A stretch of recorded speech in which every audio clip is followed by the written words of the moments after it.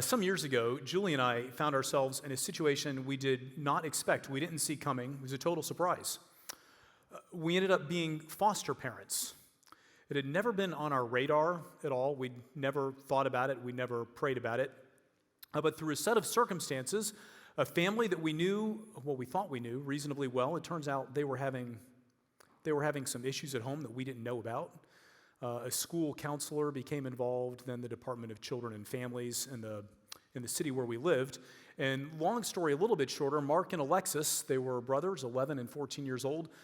They came to live with us. So we went from having a very quiet, kind of couple-centered house to complete and total bedlam, just about like that.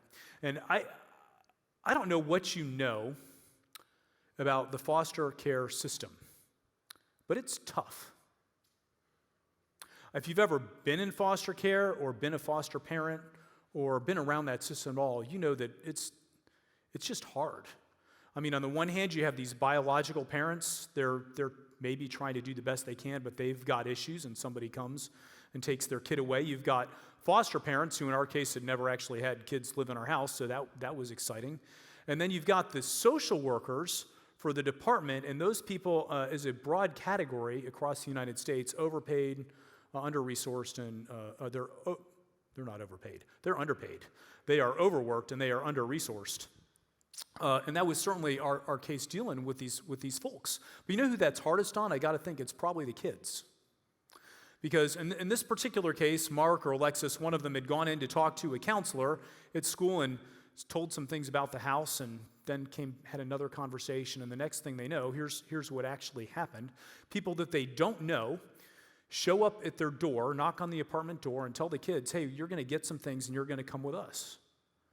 Now, I'm not sure that Mark and Alexis even knew the people that they were having to trust to leave, and their home may not have been perfect. No home is perfect, but it was the only home that they'd ever been part of. And so here's what happened to Mark and Alexis next.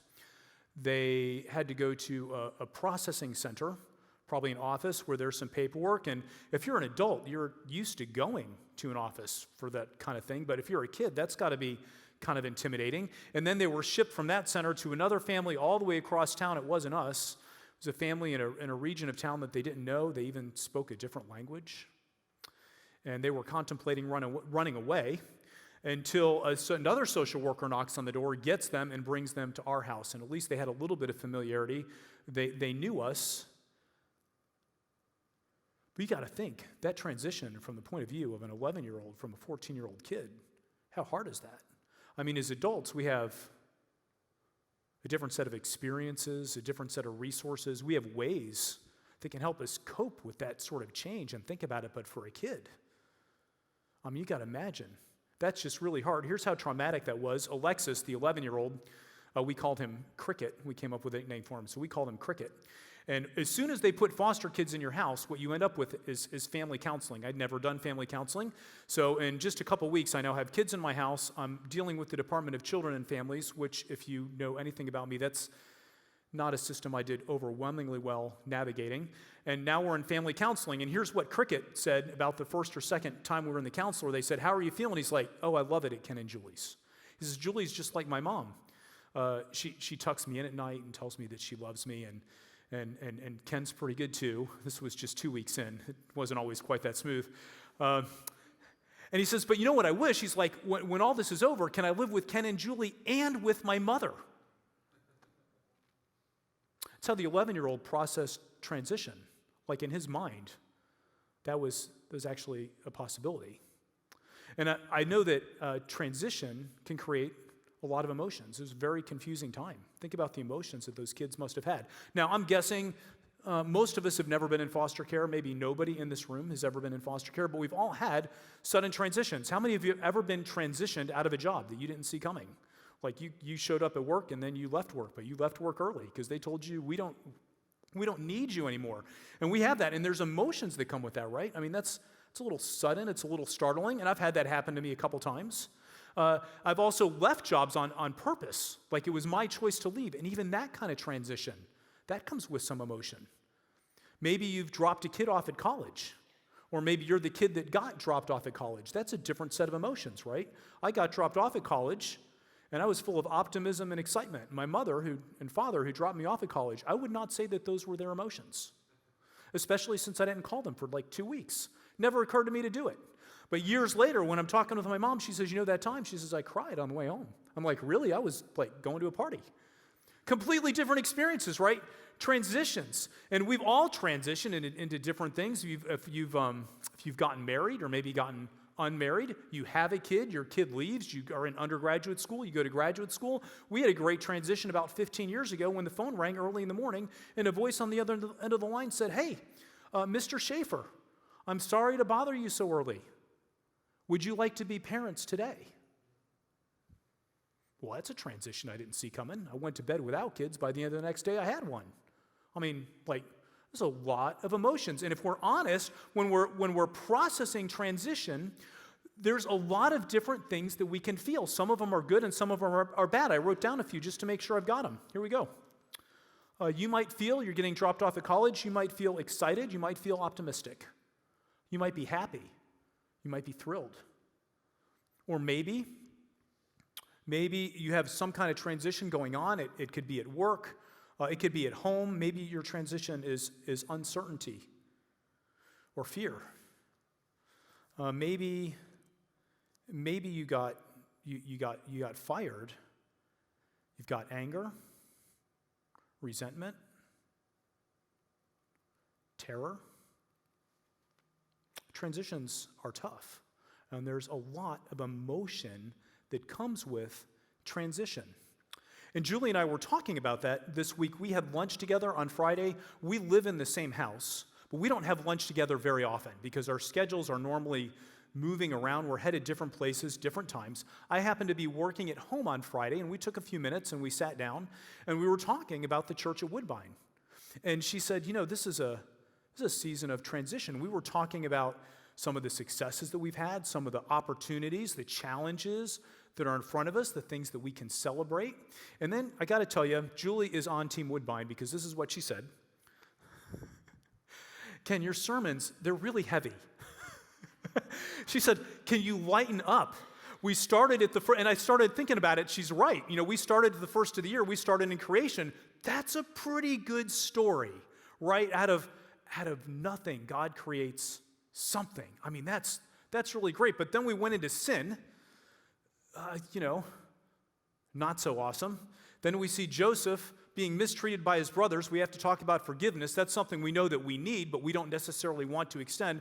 That's a heavy sermon. And last week we did Job, and we talked about suffering, and we talked about sovereignty. She's like, why are people coming back? I don't know, but here you are. I'm so glad you're here. And I want to lighten the mood because we are in a season of transition. I think we can all acknowledge that, but we are not the first people ever to deal with a season of transition. Mark and Alexis went through an experience they did not expect, but God saw them and knew that it was coming. And throughout Scripture, throughout history, and in the Bible, we see periods and seasons of transition, and we see the emotion that comes with that. And today what we're going to do is we're going to look at the first 3 chapters of Exodus. Now, we're not going to do a deep dive into Exodus. On our calendar, I have 1 week to do the entire book. So I'm just going to tell you some of the things we're not going to do, and then you can go rent The Prince of Egypt or the 10 Commandments, or you can stay up with our chronological Bible reading, and you can see all the stuff that's coming because we're not going to do it. So here's the things you're missing. We got Moses and the basket on the river. Do we remember Moses and the basket in the river going into the household of Pharaoh? And eventually Moses is going to come into our account today, but Moses kills a man, goes into exile for 40 years. God speaks to Moses out of a burning bush. That's a pretty good story. And Moses has to take off his shoes, and then the story just gets crazy. Exodus, it's nuts. Because God starts doing a set of miraculous signs and wonders in front of Pharaoh. And Pharaoh's heart is hardened. And then there's plagues. And then Pharaoh finally lets the people go. We see Passover being started. The Egyptians chase the Israelites. We have the parting of the Red Sea. That's a pretty good story. We're not doing that today. But that's a great story. And then they cross on dry land. The Egyptians get crushed by all the water. And then the people start to grumble, and God feeds them manna. God feeds them meat. We see all throughout the desert, God provides water. He's always providing a way. We get the 10 Commandments, right? We get a golden calf. We get that really weird thing with the snakes.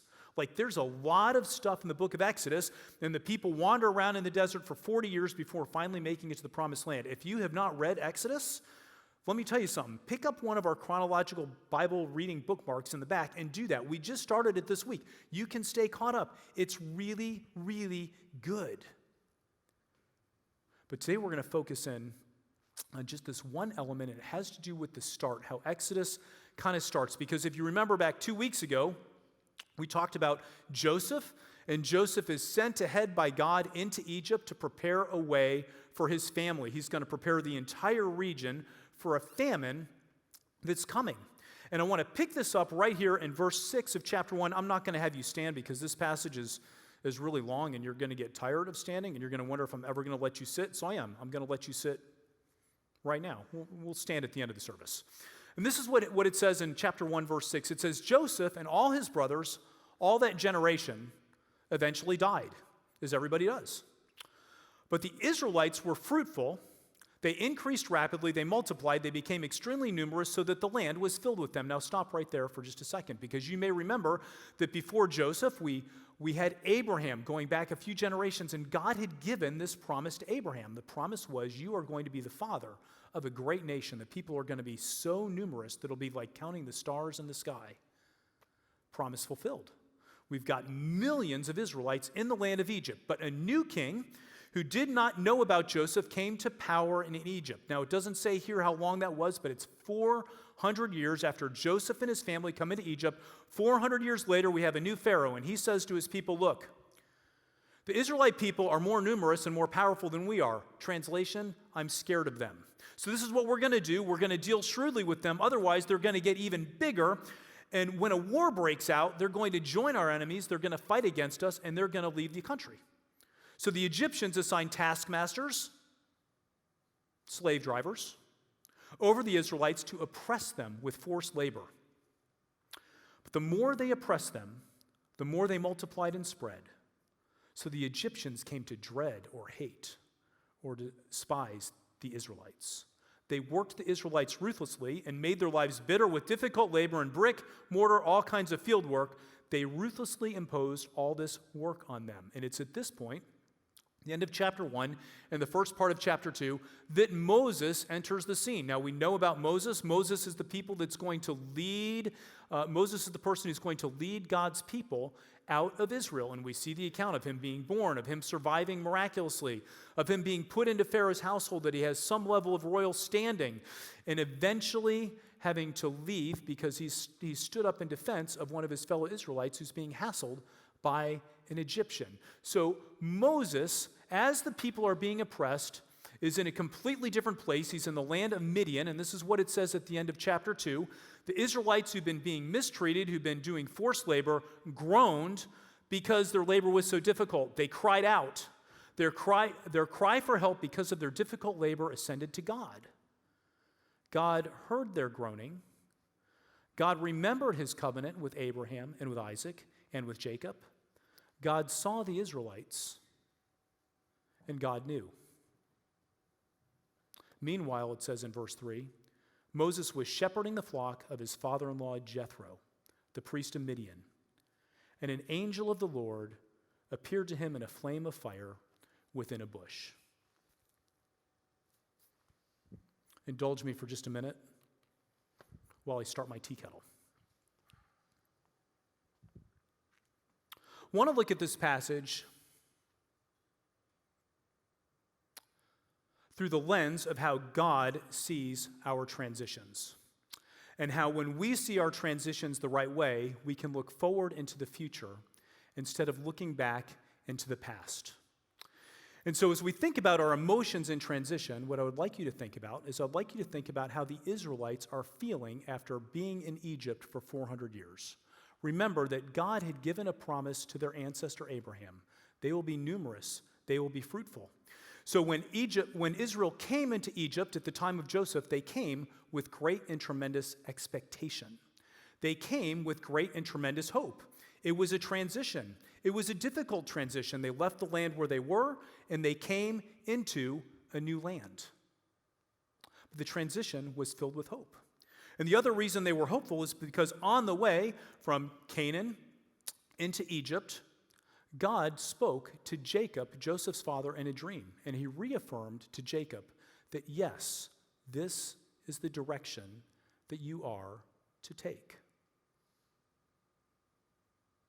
And it's in that context that the Israelites cry out to God after being oppressed. And I would say, if I had to come up with a word to describe the emotions that the Israelites were feeling at this time, the word might be disappointed. Because it seems that God has given a promise to their people that's only come partly true. The promise was that you'll be fruitful and you will have your own land. And they had in fact become a great people, but they were slaves in the country of the Egyptians. So they started to transition with hope, but they ended up being disappointed. Let me ask you a question. Have you ever been disappointed in a transition? Have you ever had a change, something happen in your life that didn't go the way that you thought it would? And you're not angry, you're not mad, you're not resentful. You're just disappointed. You're just sad. I told you that I've been fired from a couple of jobs. That creates one set of emotions. But leaving a job on your own, doesn't that create a different set? The last couple jobs that I've had before I started to work here at Brentwood Baptist, I was convinced for different reasons that both of those jobs were things that I could happily do for the rest of my life, both vocationally and in ministry. They checked all the boxes. And yet, God took those jobs away from me. And I wonder if in some season or another, disappointment is an emotion that you felt. And for the Israelites, their disappointment turned to despair. And they're groaning. Because of their difficult labor, they cried out. They cried to God for help. And maybe we've done that. See, what the Israelites were thinking is, God, why is it that you have abandoned us? You brought us here with hope and a promise, and you've left us here in conditions that we don't like. God, where are you? Does God even hear or care about what is happening to us? Which leads us to our main point today. Does God hear and care about what's happening to you? He absolutely does. Because in verse 25, we read, God saw the Israelites, and God knew. In every transition that you've ever had, the ones where you're angry, the ones where you're resentful, the ones where you're happy, the ones where you're excited, the ones where you're disappointed, God sees your story. And that's our main idea for today, is that God sees your story. God saw Mark and Alexis in my house all those years ago. It was not a surprise to him that they ended up in our care. Not only did God see their story then, God knew what was next. And in every transition that you've ever had, God is not surprised. God sees your story, and God knows what is next. God sees your story. So I want to give us a tool to think about how to navigate these transitions. And here it is. We find it in the very next verse. And the word is this: as the Israelites are crying out, God saw them, God knew, and the next word is so important. The word is meanwhile. Do you know what meanwhile means? Meanwhile means at the same time. At the very time that the Israelites were crying out to God because they weren't sure that God was there, they weren't sure that God was going to keep his promise, at the same time, God was raising up Moses to be their leader. Moses is off shepherding sheep. If you want to lead a nation of stiff-necked people who don't really want to be led, a good practice for that is just to go be a shepherd for about 40 years. That'll kind of get your chops up for that sort of work. So the Israelites were under the mistaken impression God didn't see them, God didn't hear them, but at the same time, God was doing something else. Now, last week, if you were here, we talked about the power of words and how when you frame words in the right way, you can actually change the way that you think about something. And I want to see, this is just me making sure that you were paying attention last week, because how we process language is important. I said that last week we don't want to go on diets. What do we go on instead? What do we have? Anyone? A nutrition plan. Do you remember that? Did anybody start a nutrition plan this week? What about, do you remember budgets? What do we do instead of budget? You weren't here. What is it? It's a spending plan. Isn't that so much better? I mean, wouldn't you rather be on a spending plan than a budget? Because a spending plan is something you get to do, and a budget is something you have to do. And then the last one I gave you is we don't do change, we do, what was it? Improvement. That's exactly right. We don't do change, we do improvement. And what we said was, this is more than a trick of language, because when we ask the question or think about the problem in the right way, it refocuses us. And last week when we were looking at suffering, what we said was, asking the right question in suffering can point us to God's sovereignty. We said that a good question is not, why are these bad things happening to me? Because that question's all about me. The answer's all about me. The better question is, why are bad things happening at all? Because that question, the answer points to God. God sees our story, and meanwhile, God is doing something else. At the same time, something else is happening. There is never a set of circumstances that God is not orchestrating for his plan, and our story is part of that.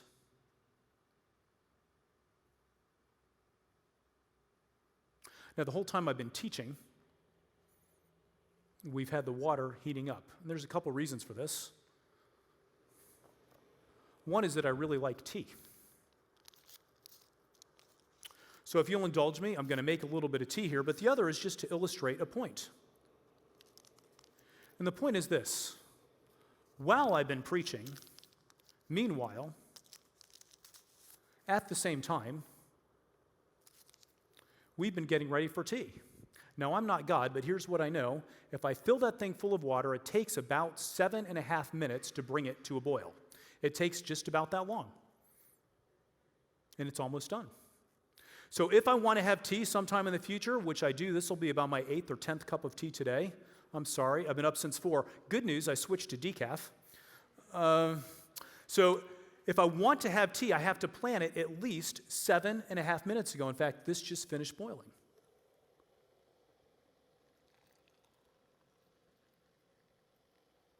What's the point?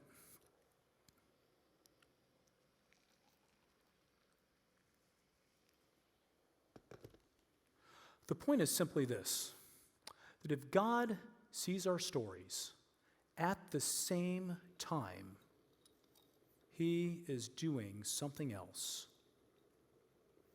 We just can't see it. The entire time that this water has been boiling, energy has been going into the kettle. I've been preaching,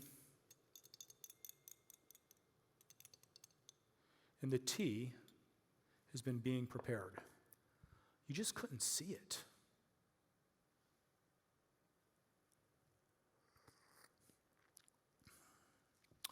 There may or may not be 1 cup of this left by the time that we're done.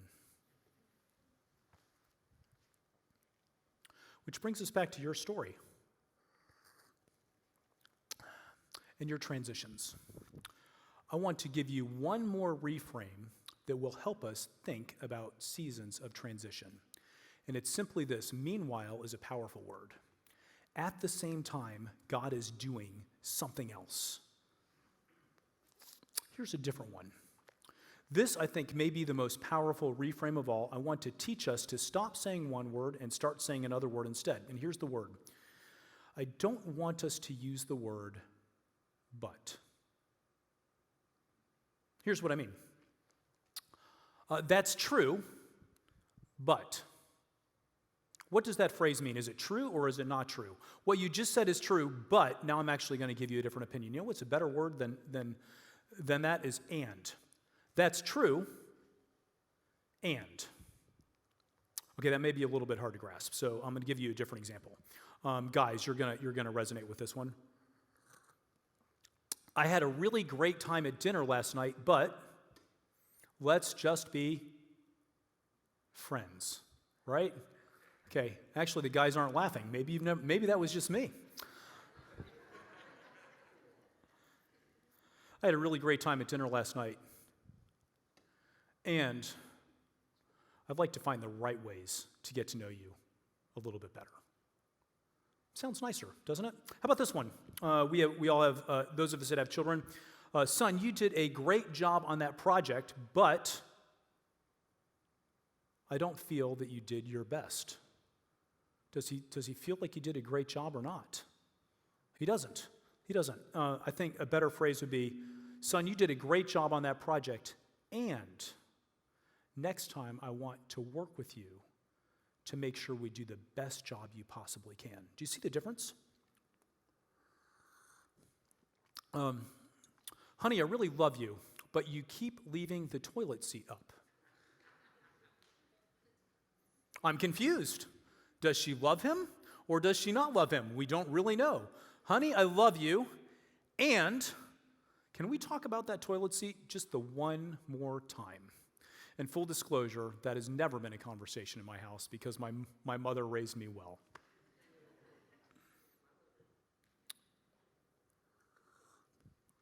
It's been a great season at Woodbine. And we are excited about what's coming next. Do you see what I did there? I totally changed it. Because the reality is that there are so many things to celebrate in the history of this congregation that the word but would not be the right word. When we use the word but, what we do is look to the past and we set aside what has happened. When we use the word and, we're looking to the future. It's the difference of being pessimistic or optimistic about what it is that God might be doing. Remember, meanwhile, God is doing something.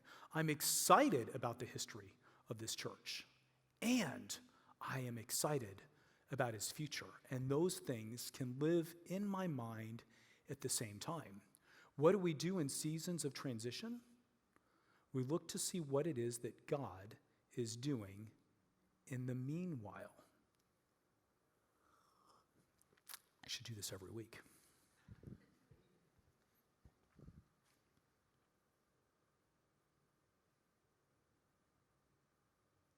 So I have a challenge. I have a challenge for us for the next 2 weeks, and it's going to be a little bit of a shift. What I want us to do is to put this into practice, and I want us to put it into practice this way, just for the next 2 weeks. For the next 2 weeks, we're going to try something. I want us in our conversations with each other to stop using the word but. You can use it when it's grammatically correct. But most of the time, I want us to use the word and. Husbands and wives, you can try this. It's a great way. It's a great way to navigate conflict. Kids, you can try this with your parents. Don't do it in a way that's disrespectful to them, because otherwise I'm going to get emails that I do not want to get. If you think about holding two ideas in your mind that we can celebrate the past and look forward to the future, can we try that in our conversations about the church at Woodbine? Is it possible to celebrate what has gone on here and to look into the future? I think that it is. Many of you have been kind enough to send me feedback in this season and in this process. I've been able to sit down with some of you and have conversations and hear some of your concerns. Thank you. Thank you so much. And whenever we have those conversations, I understand all the good things that have happened here. I got an email from someone who talked about a family member being saved in this ministry. I've heard from folks about how meaningful some of the things we do are to them personally, how they have been healed from hurt in this congregation. Those are all phrases that should never be followed by the word but. They can all be followed by the word and. God did it in Exodus. Meanwhile, while all those things were happening, something else was going on that, like the water boiling, the Israelites could not see.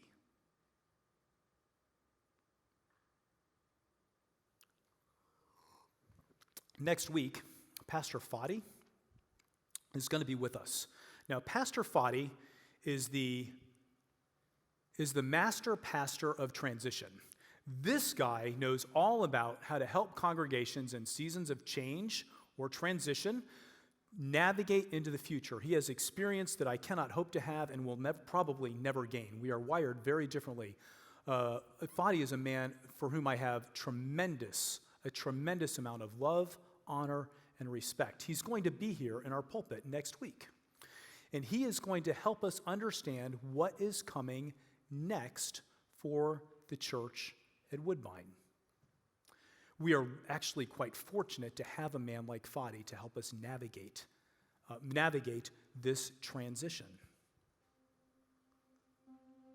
So in this season, I'm going to ask you just for 2 weeks to try that language out. And husbands and wives, if you're together, you can be intentional about it because you'll catch each other. Any time you hear the word but, you'll say, oh, wait a minute.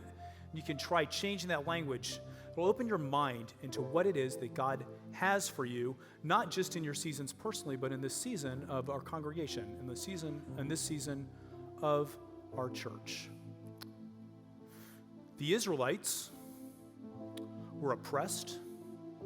They were in slavery. They believed with some evidence that God had reneged on his promise to them as a nation. But God saw their story and meanwhile was preparing something new for them to do. This church has a strong history and a stronger future.